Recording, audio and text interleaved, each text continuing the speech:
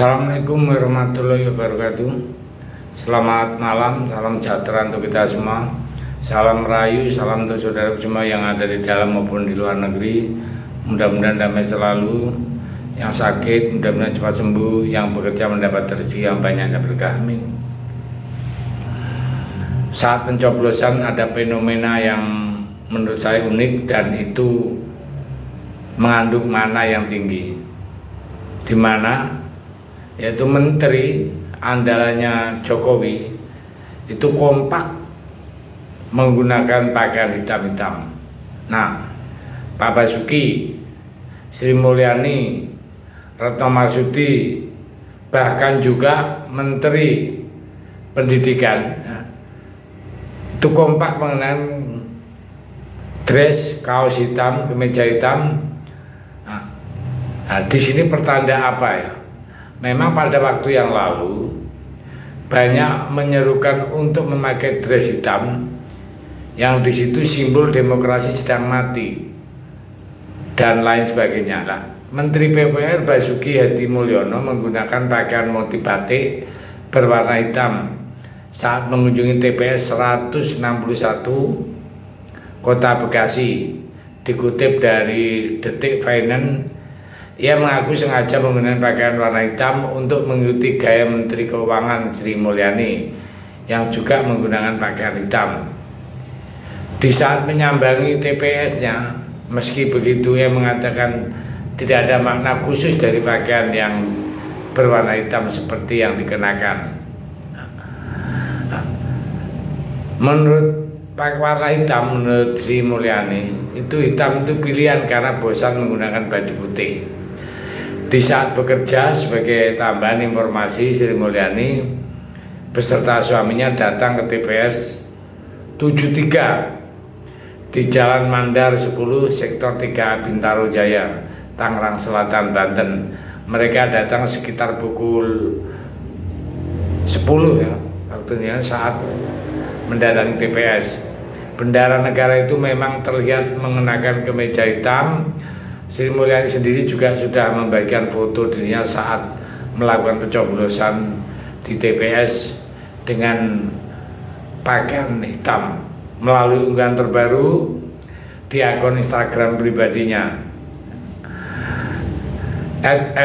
@indrawati. Unggahan inilah yang kemudian dilihat Basuki dan membuat ingin menggunakan pakaian hitam saat melakukan pemilihan.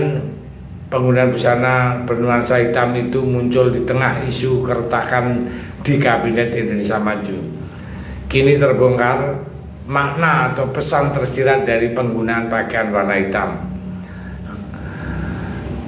Di saat melakukan coblosan, dikutip dari Warta Kota, mana ini disampaikan Menteri Keuangan Sri Mulyani saat ditanya awak media. Sri Mulyani tidak membantah bahwa warna hitam itu sebagai ekspresi duka cita. Pasalnya tidak hanya Sri Mulyani dan Pak Bas yang menggunakan pakaian warna hitam. Di saat pencoblosan, sederetan Menteri Jokowi pun menggunakan pakaian hitam yang kemudian diunggah di media sosial. Di antaranya Menteri Kebudayaan, Riset dan Teknologi Nadiem Makarim dan istri kompak menggunakan kemeja hitam. Menteri Lingkungan Hidup dan Kehutanan Siti Nurbaya pun mengunggah poster dirinya memberikan suara pemilu tahun 2024 menggunakan jaket hitam. Selain itu, Menteri Luar Negeri Retno Marsudi terlihat menggunakan pakaian hitam. Nah, saat memberikan suara di TPS Depok, Jawa Barat, ini kan merupakan tamparan telak bagi kubu Jokowi. Muka Jokowi sendiri bahwa demokrasi negeri ini sudah mulai mati dan hancur. Jokowi benar-benar telah menjadikan negeri ini jadi negeri yang mati hanya karena kepentingan pribadi. Jokowi yang kita kenal sejak awal kemunculannya bukanlah Jokowi yang kita kenal setelah yang menjabat hampir 2 periode. Jokowi telah banyak berubah menjadi lebih kejam, mungkin melebihi kekejaman Soeharto. Jokowi bermain secara halus dan senyap sehingga tidak banyak yang mengetahui apa yang ia lakukan.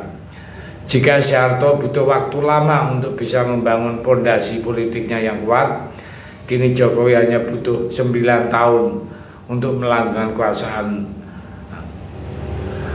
Untuk hal itu, memang Jokowi perlu diberi kredit khusus bagaimana yang mampu mengemban seluruh peran tersebut. Jokowi yang sempat memberikan harapan bagi rakyat biasa untuk menjadi orang luar biasa di negeri ini, telah menghancurkan harapan itu dengan sendirinya. Siapakah orang dibalik dan yang melindungi Jokowi? Apakah ada dalang yang bermain? Di sini penulis hanya mengira-ngira ya, pendukung Jokowi di tahun 2019 2014 karena nilai yang ia bawa sebagai masyarakat sipil bukan siapa-siapa ya. Namun melihat fakta yang terjadi hari ini, saya sedikit geram dan tidak menyangkakan berakhirnya seperti ini. Maka tidak salah jika saya juga akhirnya akan menjadi salah satu pengkritik Jokowi sampai benar-benar Jokowi meninggalkan istana. Dan apa yang terjadi di dalam Indonesia 5 tahun ke depan ya. Wajib kita menuntut pertanggungjawaban dari Jokowi, karena semua ini adalah ulah dia, dan jangan dibiarkan rakyat Indonesia menanggung sendiri. Jadi hal ini sewajarnya ya. Kalau rakyat Indonesia sekarang menuntut Jokowi khususnya untuk demokrasi, kalau terjadi hancur lebur ke depan 5 tahun ke depan ya, karena sudah dimulai dari Pak Lurah sendiri yang mengobrak-abrik demokrasi Indonesia.